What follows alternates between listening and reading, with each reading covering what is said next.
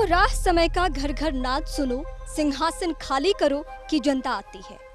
दिनकर की इन्हीं पंक्तियों के साथ मैं रीमा प्रसाद इलेक्शन एक्सप्रेस के साथ आज बेगूसराय में हूँ। दिनकर की ये भूमि बिहार की औद्योगिक राजधानी मिनी मास्को इतनी पहचान छोड़कर आखिर बेगूसराय जिले की पहचान आपराधिक पृष्ठभूमि की क्यों बनी? सियासी माहौल में, चुनावी माहौल में ये जानना बेहद जरूरी है और यही जानने के लिए आज हमने बेगूसराय का रुख किया है। कभी बिहार के लेनिनग्राद के नाम से जाने जाने वाला बेगूसराय दशकों तक वामपंथियों का गढ़ रहा है। कॉमरेड चंद्रशेखर से लेकर राजेंद्र सिंह और शत्रुघ्न प्रसाद सिंह दशकों तक बेगूसराय की पहचान बने रहे हैं, लेकिन वक्त ने करवट ली और आज यहाँ भगवा परचम लहराता ज्यादा नजर आता है। बेगूसराय में वामपंथी कमजोर हुए और उनकी सीटें कम होती चली गई। 2010 के विधानसभा चुनाव में सीपीआई केवल एक सीट तक सिमट गई। इस दफे सीपीआई के साथ सीपीएम और माले भी आ जुटे हैं वामपंथ की जर्जर हो चुकी इमारतों को गिरने से बचाने के लिए। वाम मोर्चा ने ललकारा है, सातों सीट हमारा है, सातों सीट हमारा है।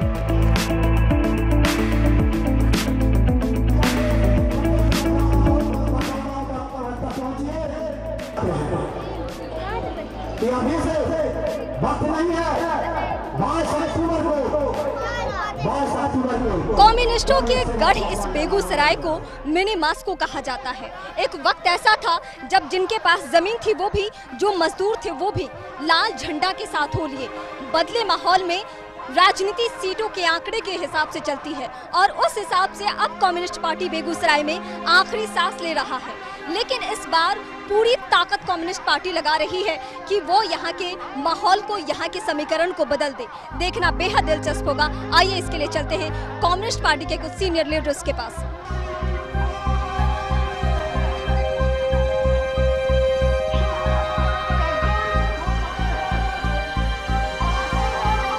वामपंथी को जिंदा रखने के लिए क्या करेंगे? जैसा कि मैंने पहले ही कहा कि सीटों के लिहाज से अब आपके पास कुछ नहीं है। फिर से आप चुनावी मैदान में जा रहे हैं। हालांकि जनता यहाँ पे जो दिख रही है, अमूमन यही होता है कि रैलियों की जो भीड़ है वो वोटों में तब्दील नहीं होती है। रैली की भीड़ नहीं है, किराए की भीड़ नहीं है, किसी को पैसे दे के पार्टी ने नहीं बुलाया है। ये जो हमारी जनता है, जो हमारा जनाधार है, जो मजदूर वर्ग है, स्वतः स्फूर्त भीड़ है और यह वोट में तब्दील इस बार ये भीड़ करेगी, वोटों में तब्दील करेगी। तो ये वामपंथियों का नारा है, सातों सीट हमारा है। ये तो अपने लहजे में कह गए, लेकिन वाकई देखना दिलचस्प होगा कि आखिरी सांस ले रहा कम्युनिस्ट पार्टी इस बार के चुनाव में क्या कर पाता है। आंकड़ों के लिहाज से राजनीति में आंकड़ों की बहुत ही महत्व होती है, लेकिन यहाँ पे कम्युनिस्ट पार्टी एक ही सीट पे अभी सिमटी हुई है। इस बार का चुनाव बेहद दिलचस्प कम्युनिस्ट पार्टी को लेकर। वैसे बेगूसराय केवल वामपंथ के लिए ही चर्चित नहीं रहा है। बेगूसराय बूथ लूट के लिए भी जाना जाता है। दरअसल भारत में बूथ लूट की शुरुआत बेगूसराय से ही हुई थी। क्षेत्र था मटिहानी। इसी मटिहानी में एक बार फिर कई तरह की आशंकाएं खड़ी है। जेडीयू के विधायक और इस चुनाव में उम्मीदवार नरेंद्र कुमार सिंह और बोगो सिंह की छवि भी ऐसी ही रही है। क्या वाकई इन लोगों का खौफ है और इन लोगों से लोग डर के वोट करते हैं? हाँ, डर के वोट करते हैं, जबरदस्ती डरते हैं और किसी तरह धमकाते हैं, सब लेकर लोग डरते हैं, डर के वोट। सही है जो हमने संपत्ति सब हड़प लिया। हाँ, हम क्या कहेंगे, बाप बाबा जमीन हमको इतना दे दिया है, हाँ, जमीन को हड़प लिया है। यहाँ से सब बात बह रहे हैं, बोगो सब कुछ कह रहे हैं। 100% संतुष्ट है। और मटिहानी की नहीं, पूरे जिले की बात करेंगे आप तो बेगूसराय जिले में इनके जोर का नेता नहीं। हर जगह नरेंद्र सिंह विधायक जो मटिहानी का मौजूद अभी है, हर जगह विकास के नाम पर पैसा वसूली करते हैं। बात जैसे हॉस्पिटल का शिलान्यास कर देना, रोड में चिपीकरण कर देना, तालाब जो है उसमें पोखर बनाए के 40 लाख रुपया एक हेडमास्टर से ले लिए बात का। एवं प्रकार से विकास नाम को कोई चीज नहीं है। तो अब ये तय करना मुश्किल हो रहा है कि ये बेगूसराय बदला है या नहीं बदला है, क्योंकि बेगूसराय ये वही है जहाँ पे बूथ कैप्चरिंग की घटना देश में पहली दफा यही हुई थी। यानी असामाजिक तत्वों के द्वारा जो बूथ कैप्चरिंग हुई थी वो रजिस्टर्ड शिकायत इसी जिले में। लेकिन कुछ नहीं बदला है। आज भी जो वोटर्स हैं वो डरे सहमे हैं, कुछ लोग तो बोल ही नहीं पा रहे हैं। बोगो सिंह विधायक है हमारे साथ जेडीयू के, उनसे हम सीधे बातचीत करते हैं। जो पब्लिक परसेप्शन है और जो बोगो सिंह है, उन सब में कितना फर्क है? देखिए, एक बात समझ लीजिए, बेगूसराय की धरती अपराधियों की धरती नहीं है, बाहुबलियों की धरती नहीं है। जो विरोधी पार्टी है वो जिस तरीके से आपकी इमेज को रखते हैं, कितनी तकलीफ होती है, और जब आप चुनावी मैदान में जाएंगे तो क्या उस इमेज की वजह से असर पड़ेगा? देखिए, सच्चाई एक्सेप्ट करना चाहिए। सच्चाई हम एक्सेप्ट करने के लिए पैदा लिए हैं। 86 से 97 मैं एक बिजनेसमैन के रूप में था। बिहार का जो सिस्टम था, बिहार में जो जनप्रतिनिधि ने जो खेती कर रखा था, उस खेती का असर मेरे ऊपर भी हुआ। 2 पैसा कमाने के लिए मैं भी अच्छे बुरे लोगों से संगत किया, लेकिन ऊपर वाले ने मेरे रास्ता को चेंज कर दिया, एक सेवक बना दिया। आज मैं संपूर्ण रूप से जिला में अमन चैन शांति का पैगाम लेके घूम रहा हूँ। यानी बोगो सिंह अब वाल्मीकि बन गए। 100%। देखना ये होगा कि बोगो सिंह जब चुनावी मैदान में उतरते हैं तो ये जो इमेज है कितना फायदा पहुंचाता है, या विरोधी इसको किसी अलग तरीके से बनाते हैं।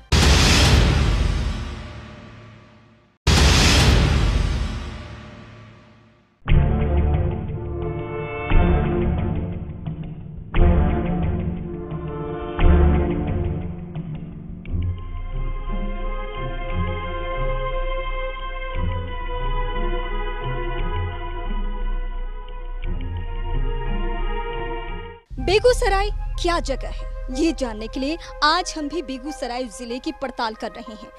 आखिर इतिहास के पन्नों में बेगूसराय को अपराधियों का गढ़ क्यों कहा जाता है? आखिर क्यों बेगूसराय की छवि इस तरीके की बनी है कि लोग बेगूसराय का नाम सुनते ही खौफजदा हो जाते हैं? 1957 के वक्त में ये रचियाही बूथ था। हालांकि अब ये खंडहर में तब्दील हो चुका है, लेकिन इसने उस वक्त एक मिसाल पेश की थी। मिसाल वैसा कि देश की पहली बूथ कैप्चरिंग की जो घटना हुई वो यहीं पे हुई, और इसकी बानगी हम आपको दिखाने की कोशिश कर रहे हैं। हालांकि ये जानना जरूरी था, तब भी विधानसभा चुनाव हुआ था और आज भी विधानसभा चुनाव हो रहे हैं। तो क्या बेगूसराय जिले में माहौल बदला है, या अपराधियों का, बाहुबलियों का बोलबाला इस कदर है कि आज भी यहाँ पे इस तरीके की घटना होती है? इसको हम जानने के लिए कुछ गांव वालों का रुख करते हैं।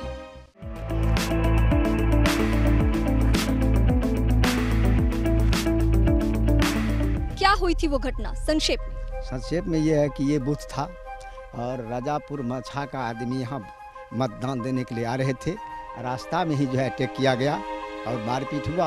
बूथ यहाँ कैप्चरिंग हो चुकी। वो कौन लोग थे जिन्होंने बूथ कैप्चर किया? ये कांग्रेस की थी। लेकिन अब जो हो गया सो हो गया। अब यहाँ पे इस तरह का कोई बात नहीं। अति संवेदनशील एरिया है, यहाँ पे किसी ढंग का कोई प्रॉब्लम नहीं होता है। हमको लगता है कि जिला में सबसे शांतिपूर्ण चुनाव रचियाही में ही होता है। बेगूसराय बदला है या बेगूसराय वैसा ही है? नहीं सर, बेगूसराय बहुत बदला है, बहुत विकास किया है। बहुत बड़े बड़े ऐसे बाहुबल के चेहरे हैं, हालांकि जो कुछ लोग तो राजनीति में भी हैं। क्या उन्हीं की वजह से ये जिला बदनाम हुआ? नहीं, कुछ ऐसे लोग हैं जो कि जिला में बदनाम दो चार होते हैं, इसी लेकर ऐसा होता है। लेकिन अब जो है ऐसा कोई बात नहीं है। अब बहुत जनता जागरूक हो चुका है, जो कि अपने मत बहुत प्रिय शांति से। तो यहाँ के लोगों के जरिए हमने जानने की कोशिश की कि वाकई बेगूसराय बदला है या उसी कलंक के साथ, यानी बूथ कैप्चरिंग जैसी घटना के कलंक के साथ आज भी जी रहा है। हालांकि जो युवा हैं वो कह रहे हैं कि बेखौफ होकर वो वोट देने जाते हैं। इसकी बानगी एक बार फिर से हमें देखने को मिलेगी कि खौफ है या खौफ नहीं है। जब फिर से यहाँ पे वोटिंग होगी तब ये तस्वीर साफ हो पाएगी।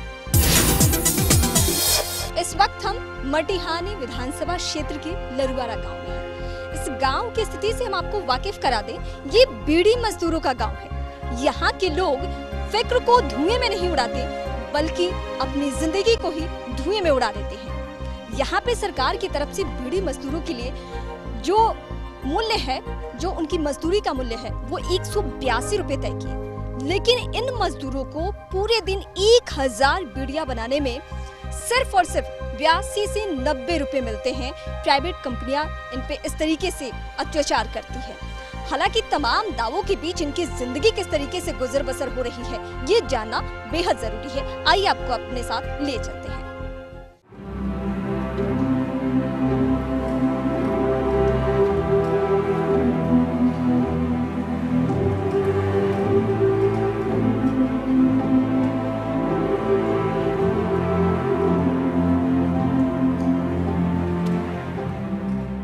मजदूरों की जिंदगी कैसी होती है, ये जानने के लिए हम उन्हीं के बीच में हैं। ये बताइए चाची, आप दिन भर काम करती हैं, क्या क्या परेशानी आती है और क्या मेहनत आना? 86 मजदूरी देती है और 86 में वो भी 2 महीना 1 महीना 15 दिन में हिसाब देता। उसके बाद यही परेशानी बीड़ी वाला कितना बीड़ी होता है। बीड़ी बनाने से गुजारा हो जाता है? नहीं, कैसे होगा, कोई कमाने वाला नहीं, सब घर में बेटा है मेरे पास, 2 लड़की लेके दीजिए, अपना शादी भी शुदा की है तो भी को कमाई देता है, सब मेरे गंदा लगे हैं। 4 ठो बच्चा अकेले कमाने वाला है, कैसे हम इधर उधर से लोग सब पूरा करते हैं। सरकार की तरफ से 182 रुपया मेहनताना तय किया गया, लेकिन आप लोगों को लगभग 90 रुपये तक ही मिलता है। शिकायत नहीं किया कभी? मजदूरी ऐसा है कि बोल भी नहीं पाते हैं, क्योंकि इसका कोई ठिकाने नहीं रहता है, दुकानदार काम भी बंद कर देता है। बहुत ज़्यादा 100% लोग बीमार है, 90% लोग बीड़ी मजदूर, और इन लोगों को कोई बोलने वाला है ही नहीं नेता लीडर। जब से सरकार आया हम लोग पे तो ध्यान ही नहीं। ये बीड़ी मजदूर यूं ही अपनी जिंदगी को बीड़ी के धुएं में जला रहे हैं, उड़ा रहे हैं। हालांकि अल्पसंख्यकों की राजनीति करने वालों की भरमार है, लेकिन क्या कुछ होता है हमने आपको दिखाने की कोशिश की। चुनाव का वक्त है, इस गांव में नेता आएंगे और यहाँ भी दावे किए जाएंगे कि बीड़ी मजदूरों के लिए बहुत कुछ हम करेंगे, लेकिन क्या होगा ये आपसे भी नहीं छुपा, हमसे भी नहीं छुपा।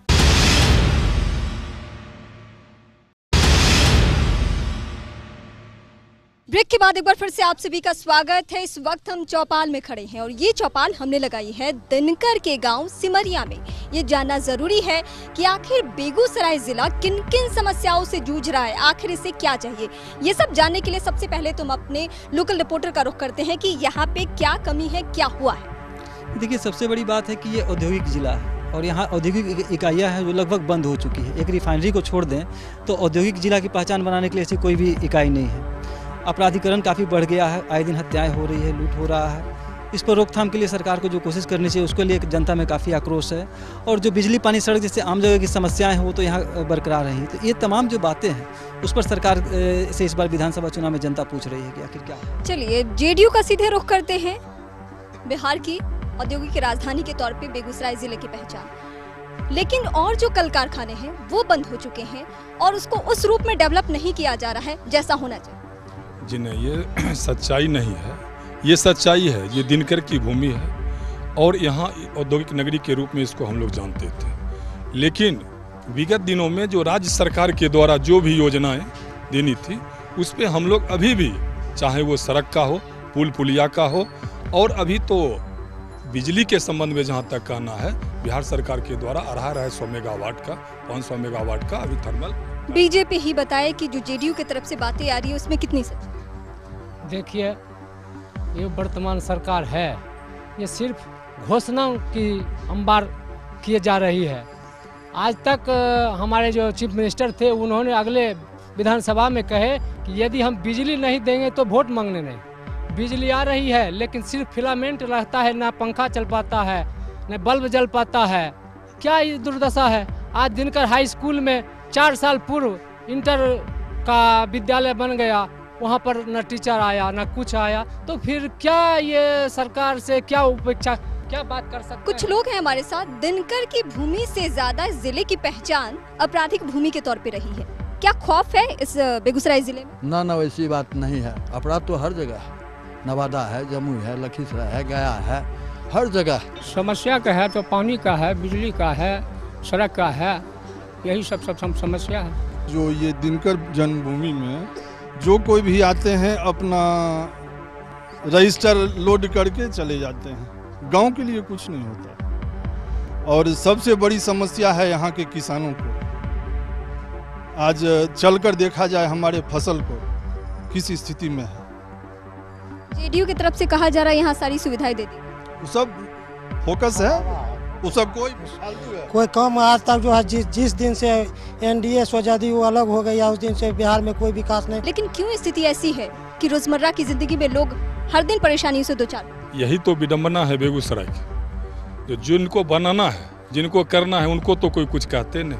आज केंद्र सरकार हो गई, 16 महीना से जुमला चल रहा है, पुल का पैसा आ रहा है, फर्टिलाइजर खुल रहा है, रिफाइनरी में ये उद्योग ये पैसा आ रहा है उसके विस्तारीकरण का, आज तक तो एक पैसा भी नहीं। बीजेपी से ही रुख लेते हैं। इन्होंने जो आरोप लगाया उस पर बीजेपी के प्रति भारतीय जनता पार्टी लगातार जब से 15 महीनों की सरकार अभी तक चली है, 15 महीने में बेगूसराय के लिए क्या? बेगूसराय के लिए अभी तक तो 10 जब से नीतीश कुमार यहाँ मुख्यमंत्री है, एक दिनकर विश्वविद्यालय की मांग यहाँ के युवाओं कर रहे हैं, घोषणाएं कर रहे हैं कि इंजीनियरिंग कॉलेज खुल जाएंगे, मेडिकल कॉलेज। ये तो आरोप प्रत्यारोप की बातें हो गई। उनसे विकास की बातें पूछे तो वो नरेंद्र मोदी को कोसे, आपसे पूछे तो आप नीतीश कुमार को कोसे। आपको पता होना होगा कि अभी आप जाइए तो उसमें मरम्मती के कार्य चल रहे हैं, टेंडर हो चुके हैं, प्रक्रिया में समय लगते हैं। जिन्हें सीटों के लिहाज से वाकई आखिरी सांस नहीं, बेगूसराय मिनी मॉस्को है, अभी भी है। राजनीति में परिवर्तन हो रहा है, परिवर्तन होगा भी। क्या कम्युनिस्ट पार्टी से चुनौती महसूस कर रही है जेडीयू? नहीं, बिहार बेगूसराय की जनता नहीं कर रही है। यहाँ बिहार में जाति और धर्म पर आधारित सब पार्टियाँ अपना अपना रोटी सेक रही है, इसीलिए कम्युनिस्ट पार्टी कमजोर हो गई। जिस दिन जाति की राजनीति खत्म हो जाएगी, धर्म की राजनीति खत्म हो जाएगी, उस दिन कम्युनिस्ट फिर गढ़ कहा जाएगा। कम्युनिस्ट की वापसी होगी बेगूसराय जिले? संभव नहीं।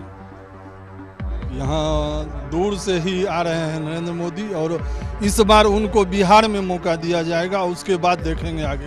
हम लोग 100% आश्वस्त हैं कि इस बार बीजेपी की सरकार बिहार में बनेगी, इसको कोई रोक नहीं सकता। बाहुबल का बोलबाला है यहाँ? बाहुबल का बोलबाला यहाँ है, लेकिन बाहुबल के खिलाफ बेगूसराय जिला सबसे पहले मिनी मॉस्को कहा जाता था। कम्युनिस्टों ने बाहुबलियों को धूल चटाने का प्रयास किया, जिसका उदाहरण आपके सामने में। और अच्छे दिन के सपने दिखाने वाले लोग अभी तक जनता को क्या दिखा रहे हैं? 80 रुपये किलो प्याज, 95 रुपये अरहर दाल और नमक का 15 रुपये पैकेट। 10 साल यहाँ कांग्रेस की यूपीए की सरकार रही, उस समय इनको महंगाई नहीं दिख रहा है, पेट्रोल और डीजल के दाम कंटिन्यू घट रहे हैं, ये इनको नहीं दिख रहा है। महंगाई बढ़ी है सर। महंगाई बढ़ी है? हाँ, हल्का बढ़ी है। महंगाई बढ़ी है? महंगाई तो बढ़ी है। क्या वजह है कि इतनी उपलब्धियों के बाद भी बेगूसराय जिला सिर्फ आपराधिक छवि के लिए ही जाना? नहीं, कोई आपराधिक छवि नहीं है, सिर्फ यहाँ विकास के नाम पर। और उसका मैं एक उदाहरण पेश करना चाहता हूँ, जो आज 14 महीना हो गया केंद्र सरकार का, तो यहाँ सांसद भी भाजपा के हैं और विधायक भी, उन्होंने काम नहीं किया तो कल ही उनको जो है बदल दिया गया। तो वाकई दिनकर के गाँव में जो स्थिति बनी है वो भी बेहद चौंकाने वाली है, क्योंकि यहाँ पे राजनीति होती है और राजनीति के अलावा कुछ नहीं होती है। तमाम पार्टियों ने दलीलें तो खूब दी, लेकिन उन दलीलों के बीच जो असल मुद्दे हैं वो कहीं न कहीं गौण रह गए। हालांकि ये भी हम सवाल जानने की कोशिश किए कि बेगूसराय जिले की छवि आखिर ऐसी क्यों है और क्या वाकई बेगूसराय जिला इन सबसे उबर पाएगा या फिर नहीं, ये सवाल शायद आगे भी बना रहेगा। इसी के साथ फिलहाल इस कार्यक्रम में इतना ही। अगले दिन फिर किसी जिले में आपसे मुलाकात होगी, तब तक के लिए नमस्कार।